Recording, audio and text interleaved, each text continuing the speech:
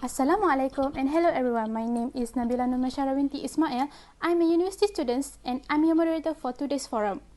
The title for our forum today is we're gonna discuss about the nutritional issues that related to the one vulnerable group, which is geriatric patients. So the topics for today's forum is malnutrition among geriatrics.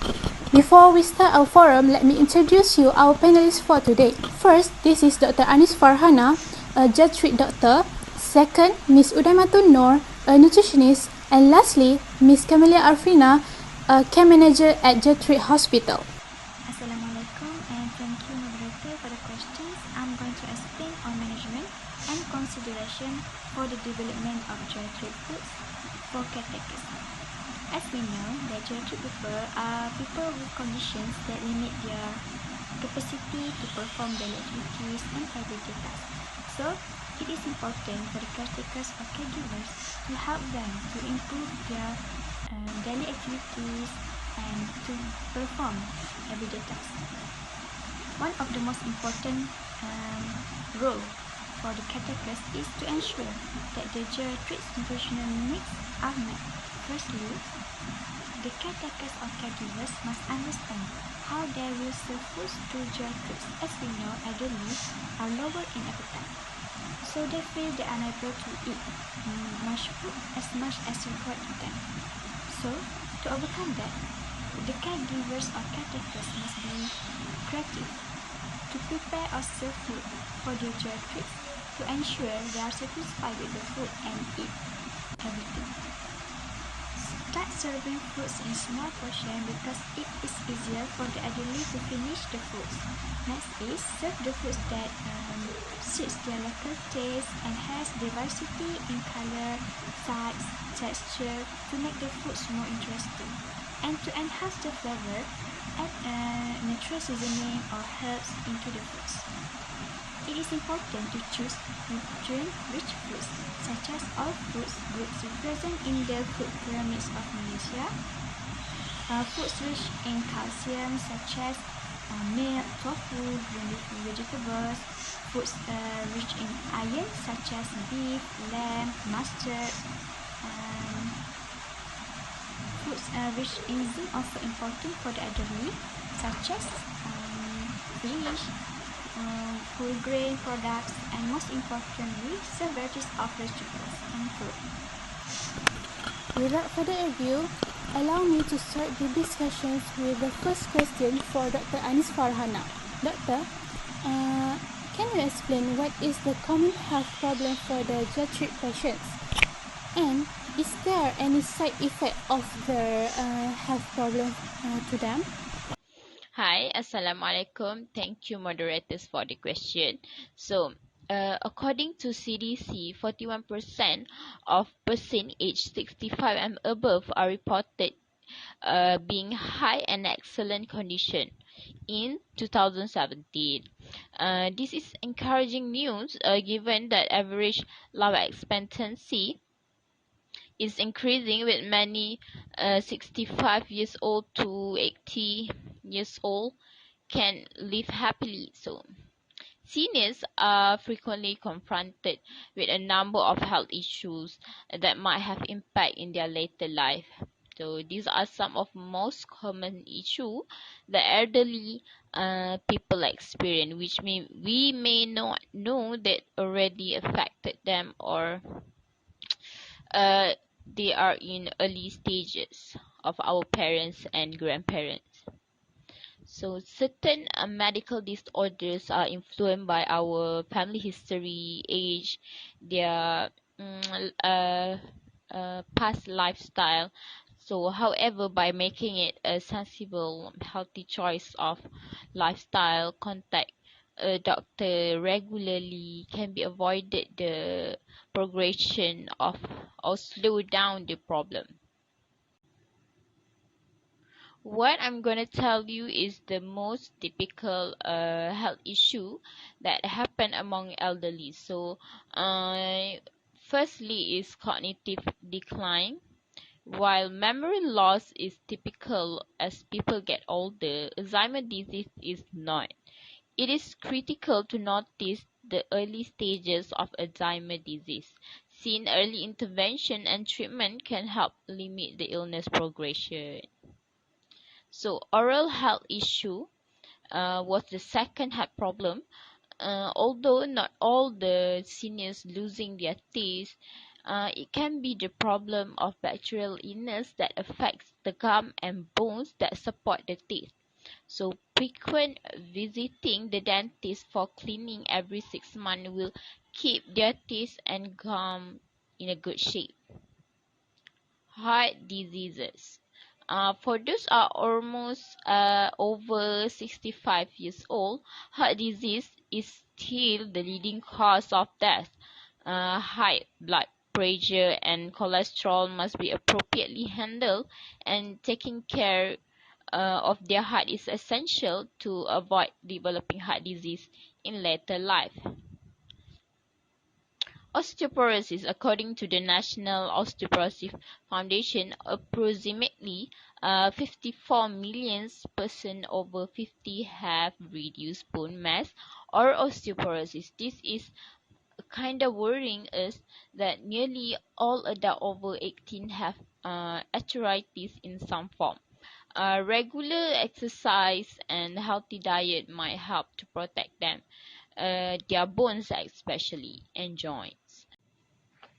Next is pneumonia or flu.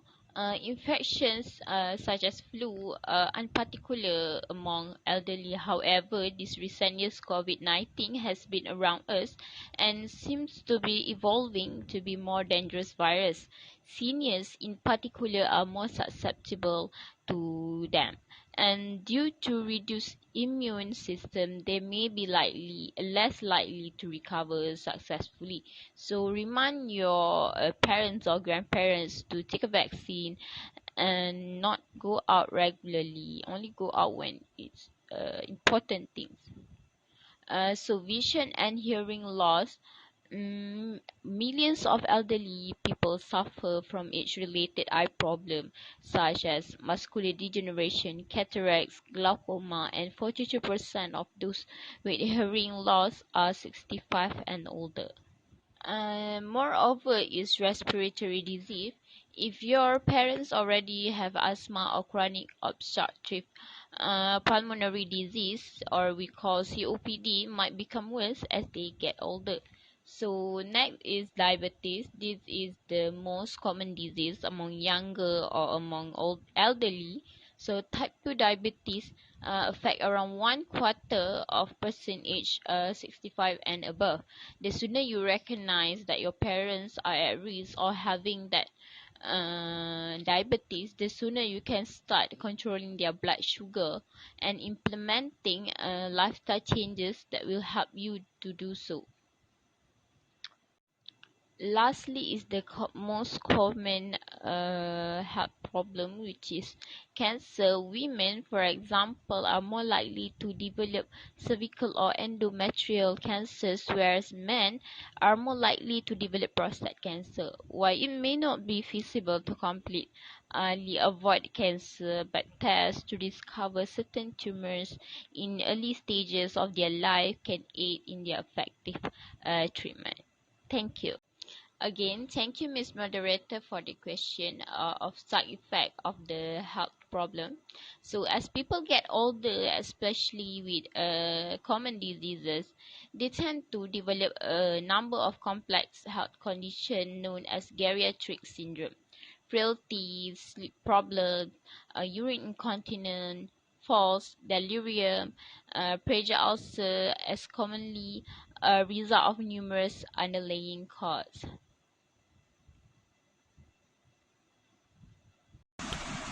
Such a clear explanation, Doctor. Thank you.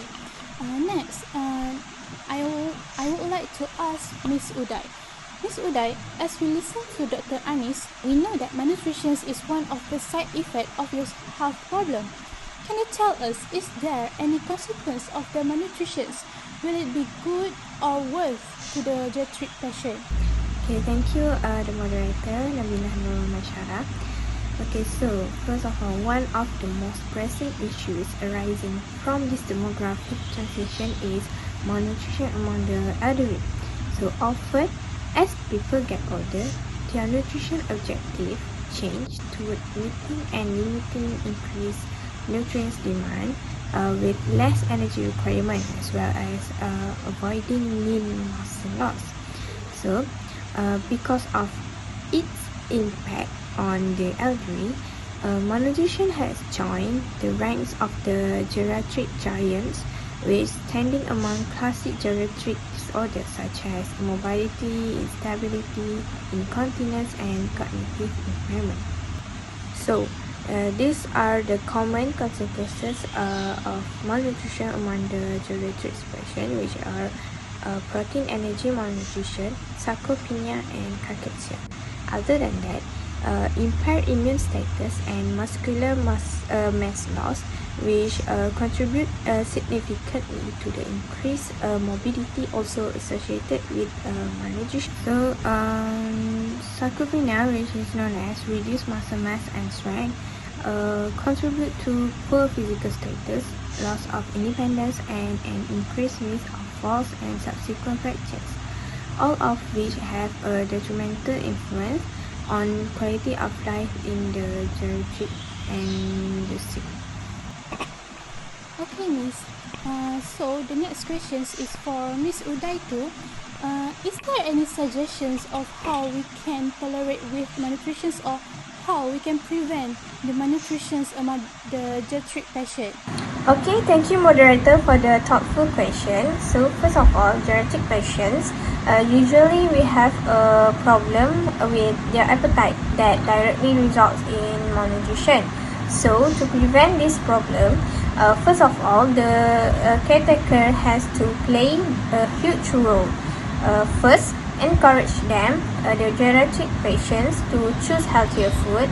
Second, to get extra nutrients and calories, make them to practice snacking on healthy food between meals.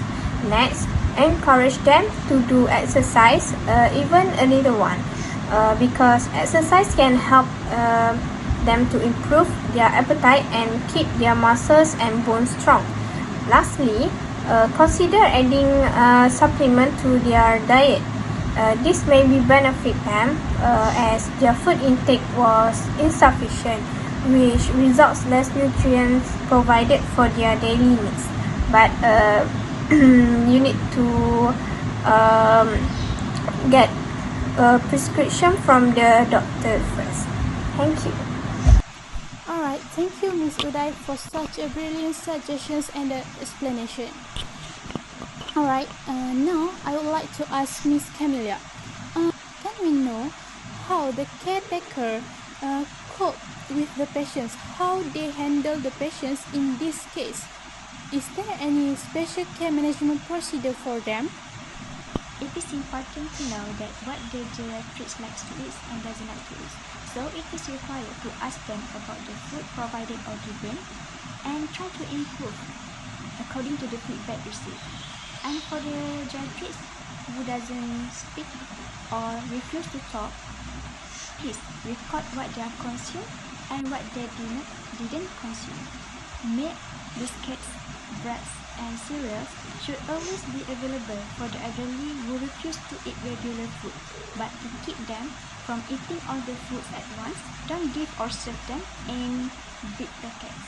For the elderly who have a problem in chewing, wearing dentures, or have a problem in breathing, it is important to serve soft foods. Boiling, steaming, or some of the cooking process may be used to serve the soft foods. Make rice porridge, beans porridge, or corn porridge.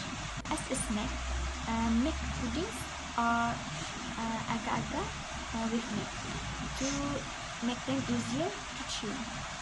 Fruits and vegetables with seeds or hard skins should be removed. Food must be ground using a grinder or mashed with a fork for the elderly who are unable to chew directly. This is general recommendations and eating management for geriatrics. For geriatrics with a specific disease like hypertension, osteoporosis, and many more, it is important for the caretakers to provide the special care and attention to their food intake and management according to their conditions. And that's all. Thank you. Alright, thank you, Miss Emilia. So that's the last question for our today's forum. I hope everyone get a lot of information about the care of the geriatrics involved with their nutrition. With that, I will wrap up this forum here. Thank you everyone. Bye. Assalamualaikum.